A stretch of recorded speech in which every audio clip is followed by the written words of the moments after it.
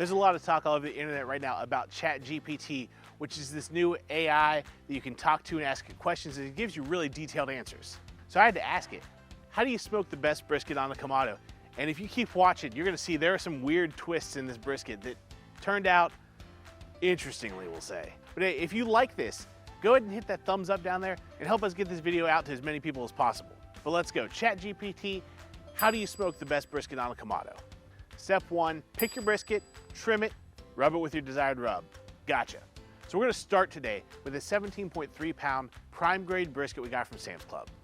This thing looked beautiful in the cryovac, so my goal was to take it out and just give it a real light trim, not even separate the point from the flat, which you know I love to do. Basically, trim the fat cap to 1/4 inch, take any extra fat off the top of the brisket. However, as I got into trimming, I found out there was this huge piece of decal fat. I really didn't like it because it was really humping up the back end of our flat, so I kind of went with an alternate trim. You used to see it a lot in competition where basically you trim out the point in the flat, but you leave them connected. So what we're gonna end up with is a little bit more exposed point, but that's no problem because at the end I'm gonna separate them and cube those for burn ends.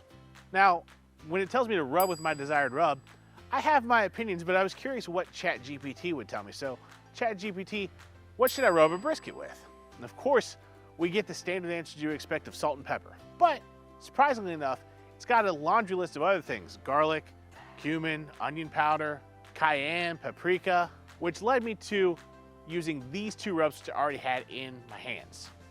We're gonna use Cosmos Q Dirty Bird Hot. That's gonna have that cayenne, that paprika, a lot of those savory notes. It's also gonna have a little bit of sugar, but that's okay with me.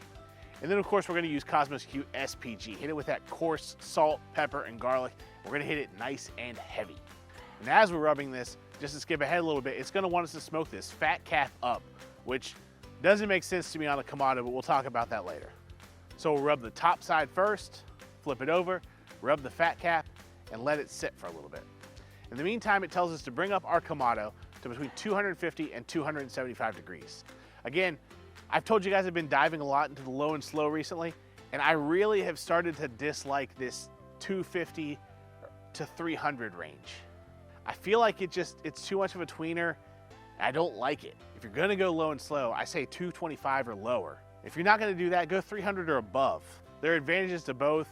This 250 range is weird to me, but we're seeing what ChatGPT knows. We're talking about the knowledge of the internet here. It's gotta know more than I do about this. Once we get up to temperature, it tells us to set up for indirect with a drip pan below our rack. If you skip down to the end, it also says we can use wood chips to add some smoke. I don't necessarily agree with this. This is gonna be a longer smoke. These wood chips are gonna burn up quick, but again, not my cook. ChatGPT is making the rules here. The only wood chips I have are actually these Jack Daniel Whiskey Barrel wood chips that I actually got at the Jack Daniel's World Championship Invitational, where our normal brisket took second place, but we'll see what this one does. Because of the speed at which these wood chips are gonna burn up, we're basically going to drop the wood chips, set our heat diffuser in there, put our drip pan on with some water in it, and put our brisket on immediately, fat side up. Again, this doesn't really make sense to me for a kamado because generally, if you're cooking on something that's over a direct heat source, you want that fat cap facing the heat source so that it will take the brunt of that and not burn or over crisp your meat. The other thing that's weird about this is basically with that water pan right below the grate, there's almost no exposure on the top side of that meat for us to develop bark or absorb a smoke. I'm not sure how this is gonna go. But the addition of the water does sometimes help us absorb smoke. So we'll see what it does. As we close the lid, the next instruction tells us to cook it until it's 165 degrees internal. I put this one on at 10 o'clock at night, woke up at 7 the next day, and we were sitting at 170, so close enough, and mainly, I wanted this to be a pretty no-hassle cook. Once we hit 165, it tells us to wrap it in foil. I was kind of surprised there. I really expected it to tell us to wrap it in butcher paper. I feel like butcher paper briskets are all you see on the internet, but I am a foil wrapper myself, so I was pleased to see this. So we'll wrap it in foil. This time I wrapped it meat side up.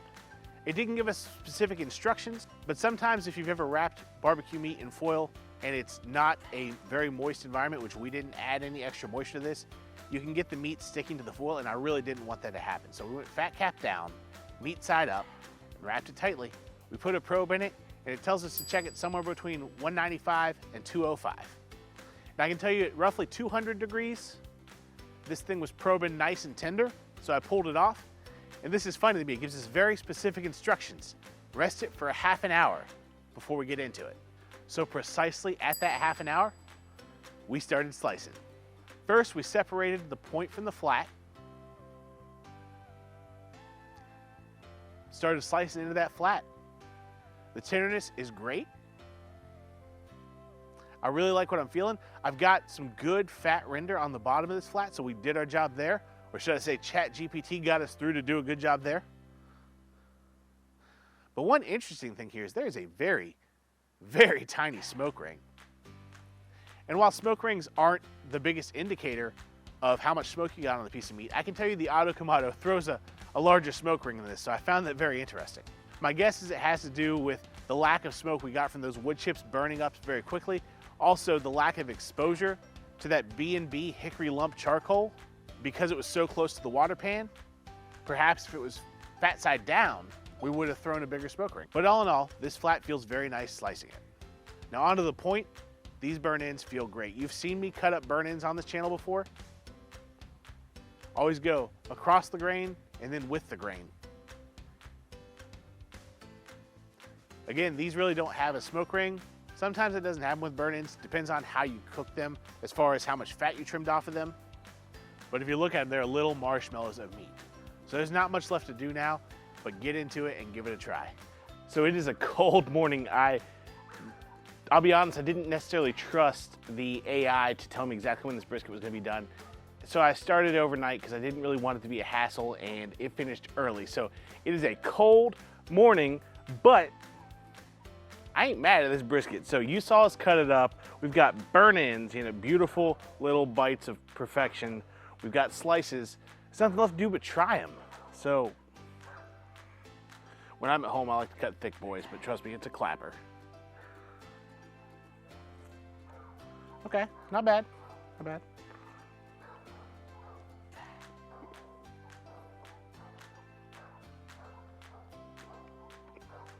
Okay, that's reasonable. And now the burn-in.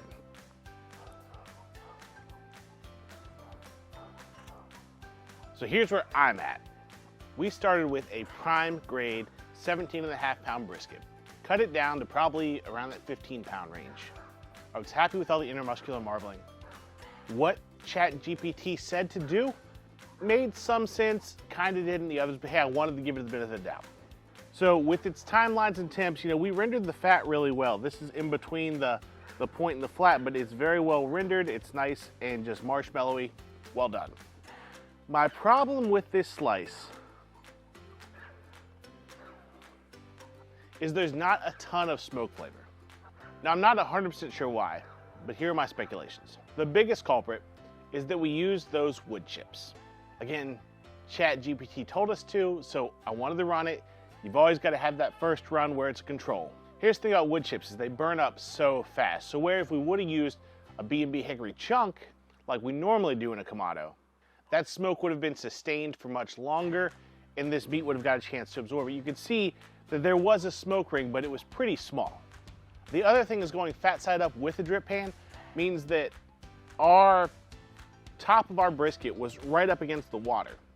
So it was hard for that bark to form. And what bark is, it's a collection of all of the solids, those chemical compounds that exist within the smoke, the things that make the smoke look smoky. Those collect on the surface of the meat and create the bark. But the relationship of the top of the brisket to the water pan, I think probably inhibited some of that bark formation. The doneness of everything was pretty good. To me now, like if you're gonna go low and slow, go low and slow. And if you're gonna not go 225 or lower, go 300 and get it done quick. I think there are advantages and disadvantages to low and slow and hot and fast, but we were kind of in that tweener temperature, which now I kind of don't like as much. All in all, this was a perfectly fine brisket, but if you want to know how I create a competition brisket, one that we took second place at the Jack Daniel's World Championship with, meet me over here. Let's go talk about how to cook a smoking brisket.